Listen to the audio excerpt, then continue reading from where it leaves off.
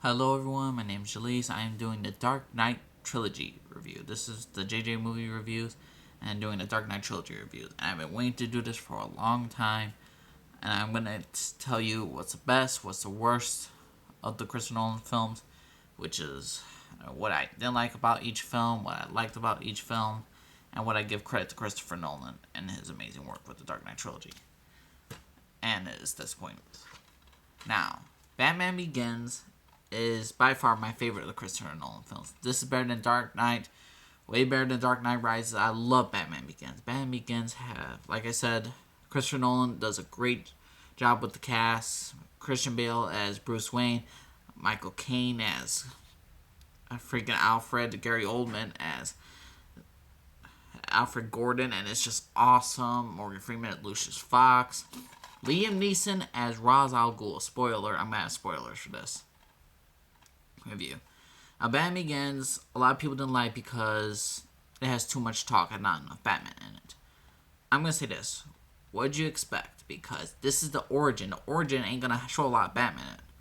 The beginning especially is not going to show a lot of Batman compared to other films. Now, this film, to me, why it's so great for me, because the dialogue, I love dialogue, and I wish there was more dialogue in movies, and sometimes they need it. And this one, it had great cast, and basically this one starts with the origins of Bruce Wayne's family. They're dead, and Bruce Wayne is basically lost in his own world of anger and aggression and fear. And he travels around the world to study the criminal mind and to feel like how it is to be poor and all that stuff, to know why people do what they do. And along the way, he meets Ra's al Ghul, who teaches him to confront his fear, to control his fear, and to become a member of the League of Shadows. Which their superior, they teach him how to use the art of the shadows to basically move around, to like illusions, like a ninja, like that stuff. But they really help Bruce Wayne become Batman. They start off with his training and everything, and as Ra's al Ghul says, the Liam character says, you could fight 8 men. We could teach you to engage 800. The League of Shadows, basically, main goal is to serve the greater humanity, no matter what the cost. To cleanse, as they say in the movie, that they sacked Rome. They loaded plague ships with, plague rats. They burned land to the ground every single time a city it reaches its peak of dishonor. They come to restore the balance, no matter what the cost of lives. In the end justified the means. In other words, so Batman's Bruce Wayne basically says, forget that plan. He basically destroys the League of Shadows mansion, goes back to Gotham to try to save it, so the League of Shadows won't ever come back or won't try to destroy it. And this one, he's trying to meet he's with his love of his life, Rachel Dawes, girl he met since he was little, trying to help rebuild the city, get the corrupt mob out, the cops out, the bad lawyers, providing evidence to clean Gotham for good. And it's all really about the soul of saving Gotham, of why it must be saved. And this is such a great movie, great fight scene at the end.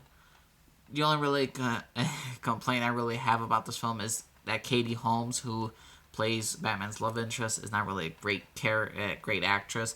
But other than that, there was no really complaints about it. I love this movie tremendously. It really shows who Batman is and why he became Batman. Like I said, out of 10, I guess like a 9.8 or 10. 9.9 or 9.8 out of 10. It's such a great film. Now, The Dark Knight. Oh, what can I say? Another great film by Christopher Nolan. If people find that Dark Knight is better than Batman Begins, I totally understand. Dark Knight is a tremendous story. This is really not really a superhero film. It's more like the Joker, who's played by Heath Ledger, who passed on from we all know about this. I like to say that he was a great actor for his other films in Brokeback Mountain and Knight's Tale. I liked him in other films. Now, this one, Batman's nearly has got them all under his control. He's nearly cleansing the place, but who comes along to wreck the day? Joker. When Batman's finally gonna get the mob their money away and cancel all crime for like to clean the streets of Gotham really for good. Joker comes around, and the mob hired Joker to get rid of Batman. And the thing is, though, the Joker's real plan is that he doesn't want to destroy Batman. He doesn't want to destroy Gotham. He wants to have fun. This is his place. This is his city. He wants to enjoy the ride. He really wants to show the moral of this entire movie is that he is the souls of the citizens of Gotham. Joker wants Batman to believe that they're all like Joker. Like they're all twisted, they're all evil, they're animals. And Batman's trying to prove that they're not really like that. And what I love about the Christopher Nolan film, he makes everything very realistic. For superhero movies, and for movies in general, he tries to make it as realistic as possible. Because in Batman Begins, he shows the detective Bruce Wayne, how he charms people. It really goes into great detail of each film.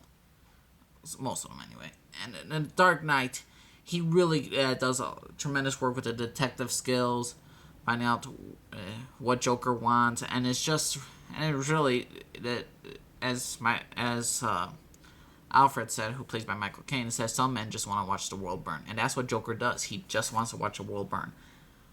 Oh my god, this is such a great film. This is like my third favorite on my superhero list, but out of a 10, I give this like a 9.8 or 9.7. I love this film. To me, it wasn't better than Batman Begins. I love origin stories, and especially if they get right like Christopher Nolan did. That was a great film. And Dark Knight is such a great film too. Totally check it out. Now, Dark Knight Rises. Now, I know I'm going to get a lot of hate for this, but to me, Dark Knight Rises is a terrible movie. I'm going to say it again. It's a terrible movie. And even if people enjoy this, they have to understand, they can't argue with me on this. There's too many plot holes. There are many plot holes with this.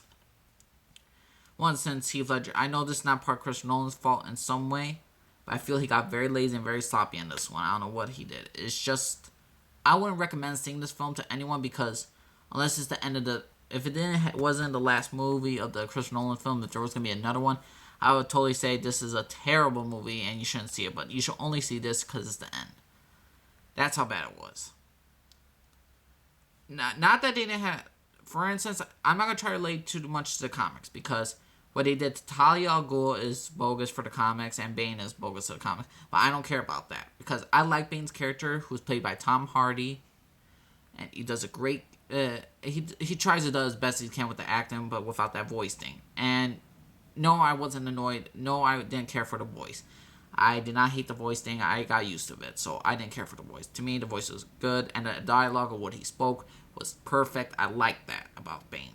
I really did like Bane in this movie. Just not the story about the plot with the bomb. Now, this one, how, spoiler alert, in The Dark Knight, Rachel Dawes' character died. And Batman's depressed. And basically, he gets depressed for 7 years. Gotham's in peace now. And basically, he's all depressed and moody. And when Bane comes into Gotham to destroy it, for some reason, Alfred knew about Bane. He found out about Bane that he was a member of the League of Shadows. Well, excommunicated. He's the heir to the place, and he's gonna fulfill Ra's al Ghul's destiny of destroying Gotham. Now, this is one major plot hole. One, there's no reason to destroy Gotham now, only for revenge. And the League of Shadows is more than that. The League of Shadows is beyond that. Batman already saved the city. The entire city is cleansed nearly. 7 years of peace. There's no point to destroy Gotham no more. There's probably the only point of destroying Batman, killing Batman who killed Ra's al Ghul. That's the only thing that I could understand for that. Or to destroy Gotham so Batman would suffer. I could understand that part. But to me, it's a little petty and it's not really the League of Shadows thing. Now, another thing, the Catwoman Anne Hathaway was a great Catwoman. I really liked her. I got a little annoyed with the costume suit for her face, but I didn't care. Another annoying thing, they always focus on Anne Hathaway's ass in this movie, so when she's riding on a motorcycle. Basically, in this one, Batman, after his little depression, Alfred leaves because he doesn't want Batman to fight Bane because he knows Batman is suicidal for some odd reason. I can understand if Bruce Wayne, because Bruce Wayne's a hermit in this movie, then he comes back. I prefer they really should have done like Bruce Wayne should have been around, but not Batman. Bruce Wayne should have been helping the people out, charity, and his company was going under a little bit because he wasn't there helping, which is very, very stupid.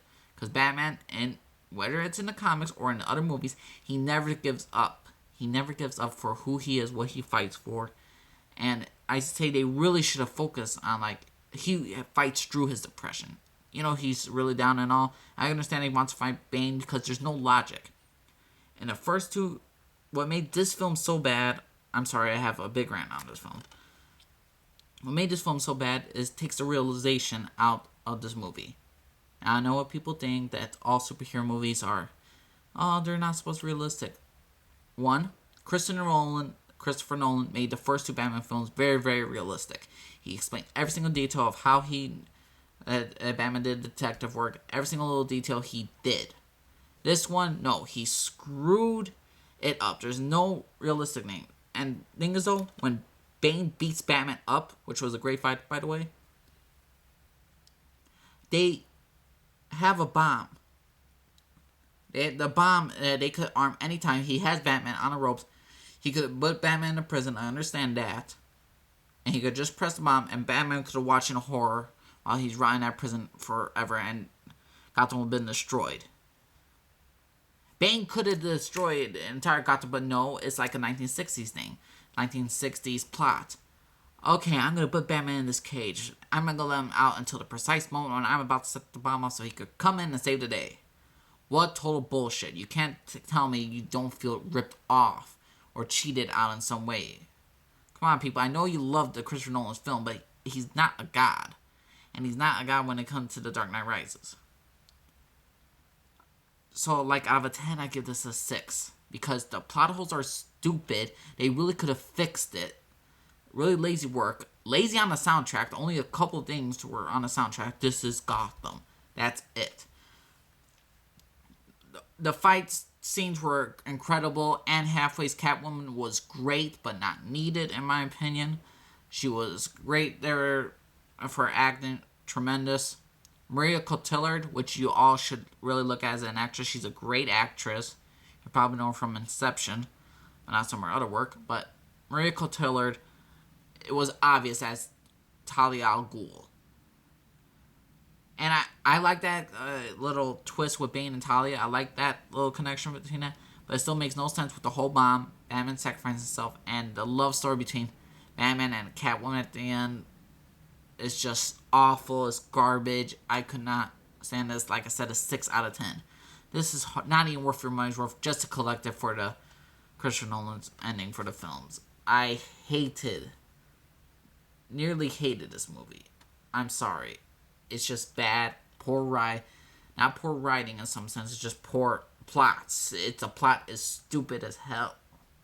They really could put like Talia as Batman's ally, Bane with another villain trying to destroy Gotham, or like seek vengeance, something like that. And Talia, basically in the comic, she gives birth to Bruce Wayne's future son, who's going to be a future Batman, which is ridiculous how they kill her off. And the death scenes are terrible. Bane dies crappy. It's just terrible. This entire movie.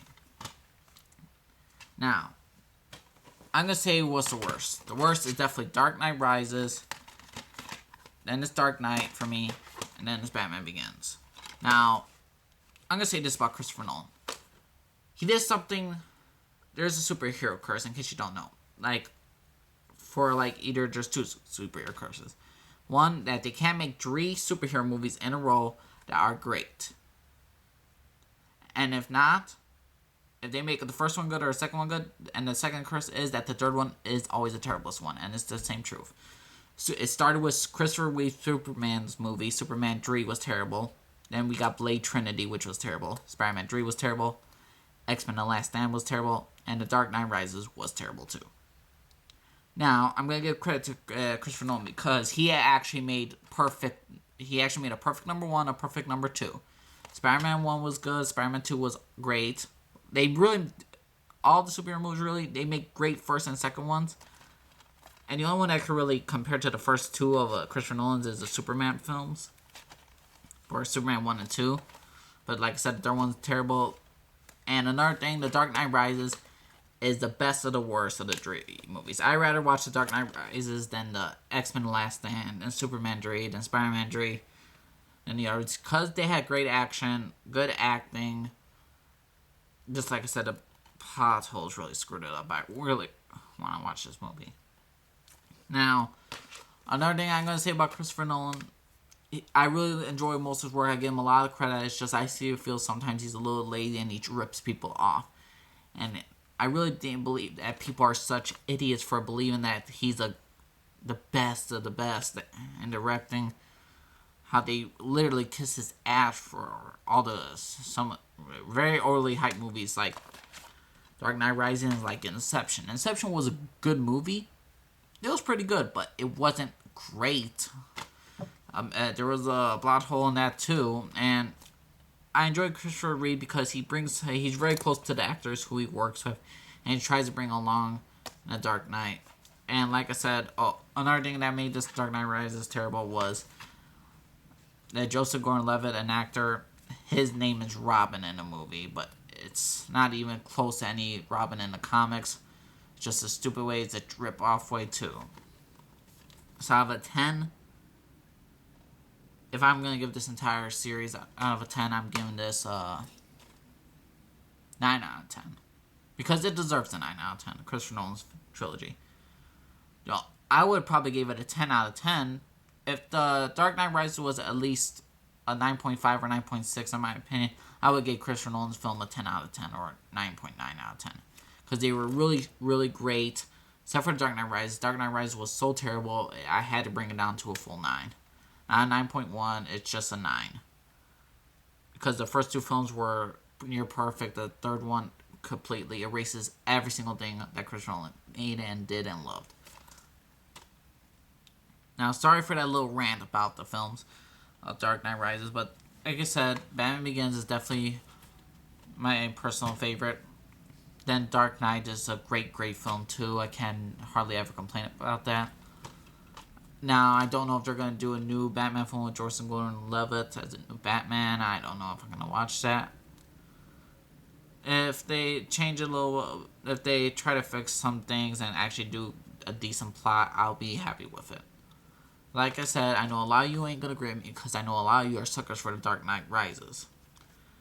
And that may be unprofessional of me as a reviewer, but I'm getting really sick and tired of the people declaring that The Dark Knight Rises is even a good, decent movie or anything like that.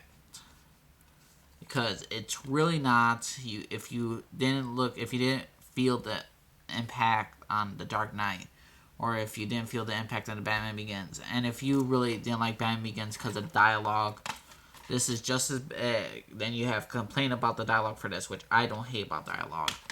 And there's not enough Batman in it. Well, it's Christopher Nolan for you. So out of it, like I said, out of 10, 9 out of 10. This is JJ Movie Reviews. Hope you enjoy my review. If you like it, leave a comment. And don't leave 2 comments like you suck, or your opinion sucks, or like that you're stupid or anything like that. Give me a reason why you did not like my review. Leave a full message and just let me know, because I will respect your opinion more if you actually describe every single thing and don't resort to calling you people. Alright, this is JJ Movie Reviews. Have a good day, everyone.